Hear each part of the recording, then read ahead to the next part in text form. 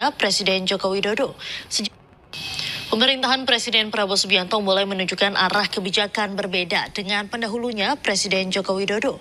Sejumlah kebijakan strategis era Jokowi kini mulai direvisi dan bahkan dihapus. Bismillahirrahmanirrahim.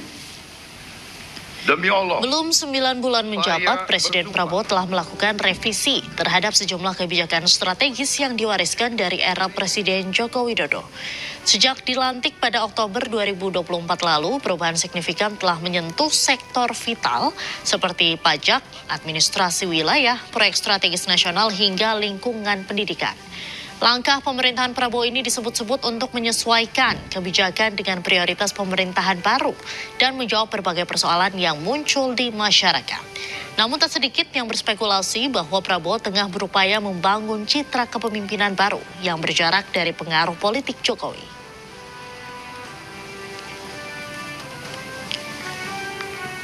Dan pemirsa, berikut 5 kebijakan era Presiden Joko Widodo yang diganti atau dibatalkan oleh pemerintah Prabowo. Di awal 2025, Presiden Prabowo dan Menteri Keuangan Sri Mulyani memutuskan membatalkan kenaikan PPN 12% untuk semua barang. Kebijakan ini diambil setelah mendapat kritik keras, terutama ketika banyak kebutuhan hidup yang dianggap kena pajak mewah. Kini tarif tersebut hanya dikenakan pada barang mewah seperti jet pribadi dan kapal pesiar.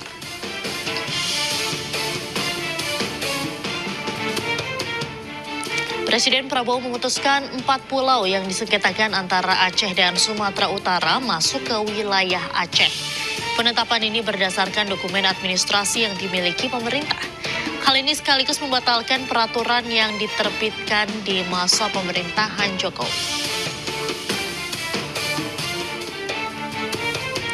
Kementerian Keuangan melaporkan sepanjang 2024 pembangunan Ibu Kota Nusantara telah menghabiskan anggaran sebanyak 43,4 triliun rupiah.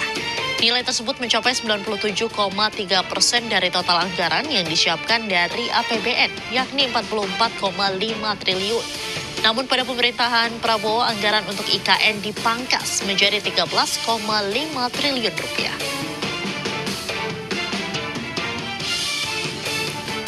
Kebijakan selanjutnya adalah Mahkamah Agung membatalkan peraturan pemerintah nomor 26 tahun 2023 di era Jokowi tentang pengelolaan hasil sedimentasi di laut. Mahkamah Agung menilai bertentangan dengan Undang-Undang Kelautan. Putusan ini sekaligus melarang pemerintah untuk melanjutkan kebijakan ekspor pasir laut. Selanjutnya pemirsa, Prabowo juga merevisi peraturan sistem zonasi penerimaan peserta didik baru yang digagas di era Jokowi. Tak hanya penyebutannya yang diganti menjadi sistem domisili, namun mekanisme penerapannya juga baru dan lebih fleksibel. Pemirsa, jajaran Kabinet Merah Putih ramai-ramai mengajukan usulan tambahan anggaran untuk tahun 2026. Hal ini dilakukan lantaran saat ini anggaran yang ada dinilai tidak cukup untuk jalani program prioritas Presiden Prabowo.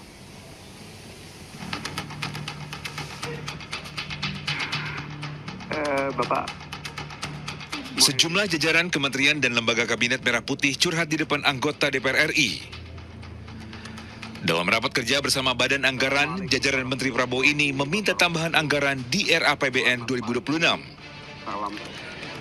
Salah satunya Kementerian Pertahanan yang meminta tambahan anggaran 17 triliun rupiah. Peralatan militer ini sangat mahal. Peralatan teman-teman media bisa ikut menggunakan bahwa harga kedaulatan itu tinggi nilainya. Dan juga kita minta ada perhatian khusus untuk pemeliharaan perawatan personel kita. Selain Kementerian Pertahanan, hampir seluruh kementerian dan lembaga meminta tambahan anggaran. Di antaranya ada Kepolisian Republik Indonesia yang meminta tambahan anggaran sebesar 63,7 triliun rupiah untuk pengamanan wilayah. Kementerian Pertanian meminta tambahan 30,89 triliun untuk peningkatan produksi beras hingga pengadaan daging. Kejaksaan Agung juga meminta tambahan sebesar 18,52 triliun rupiah. Sementara Komdigi meminta tambahan 12,6 triliun rupiah yang berfokus untuk mendorong peningkatan akses internet hingga AI. Kemensos juga minta tambahan untuk kebutuhan program sekolah rakyat.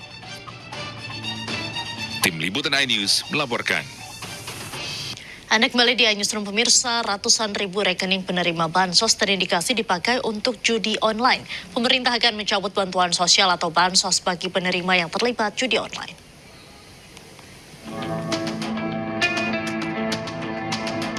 Baru-baru ini, PPATK menemukan 571 ribu rekening penerima bansos terindikasi dipakai untuk judi online. Uang yang berputar pun mencapai 957 miliar rupiah. Pemerintah dengan tegas akan mencoret penerima yang terbukti gunakan bansos untuk judol. Sangat bisa, karena data kita sekarang by name by address. Jadi ketahuan si A, si B-nya, siapanya, ya, nomor rekeningnya. Nah, terdeteksi ini dipergunakan untuk kegiatan judi online, ya kita pertimbangkan untuk dicoret dari penerima bantuan sosial. Gitu. Hal senada juga disampaikan oleh Menteri Sosial Saifullah Yusuf.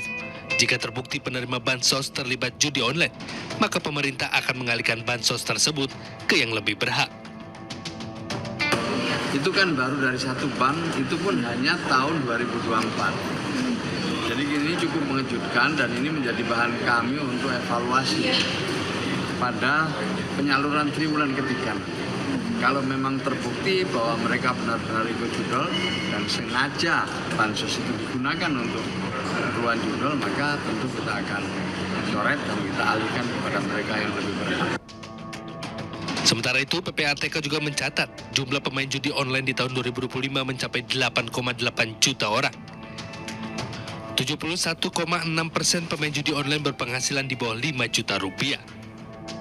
Pemerintah sendiri sudah bergerak berantas judol dengan membentuk Des Pemberantasan Judi Online yang dibentuk Kemenko Polkam. Ratusan ribu situs judol sudah diblokir. Sejumlah pegawai Komdigi yang diduga terlibat judol juga sudah ditangkap. Namun judi online masih merajalela di Indonesia. Tim Liputan iNews melaporkan. Tak hanya itu pemirsa, ternyata nomor induk kependudukan penerima bansos tidak hanya tercatat dalam transaksi judol, tapi juga dalam tindak pidana korupsi hingga pendanaan terorisme. Bahkan 100 NIK tercatat dalam kegiatan pendanaan terorisme. Satu bank ya, harus satu bank. Jadi kita cocokin nicknya. Ternyata memang ada ada nick yang penerima bansos yang juga menjadi pemain judol. Ya itu 500.000 sekian. Tapi ternyata ada juga nicknya yang terkait dengan tindak pidana korupsi, bahkan ada yang pendanaan terorisme ada. Lebih dari 100 orang itu nicknya teridentifikasi terlibat mengenai kegiatan pendanaan terorisme. Kementerian Agama RI masih mempertimbangkan wacana umroh dan haji menggunakan jalur laut karena waktu tempuh yang dibutuhkan menuju Tanah Suci lebih lama. Menteri Agama RI Nasaruddin Umar menyatakan telah ada sejumlah perusahaan swasta yang menyatakan minatnya untuk bekerja sama dalam penyelenggaraan perjalanan haji menggunakan jalur laut.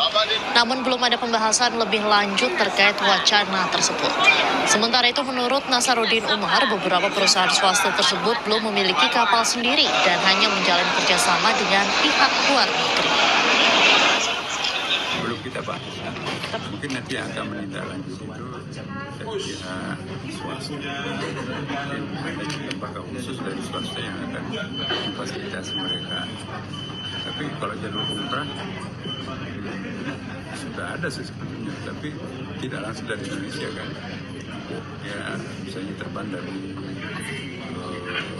mana dulu ya dekat-dekat situ baru naik kapal pesiar. Indonesia gelap, Indonesia gelap. Sorry ya, Indonesia cerah. Indonesia gelap. Kabur aja deh. Lo kabur aja lo. Emang gampang lo di situ, di luar negeri, di mana lo? Lo dikejar-kejar di situ lo. Dan ternyata memang ini adalah rekayasa. Ini dibuat-buat. Ini dibayar oleh mereka-mereka yang ingin Indonesia selalu gaduh, Indonesia selalu miskin.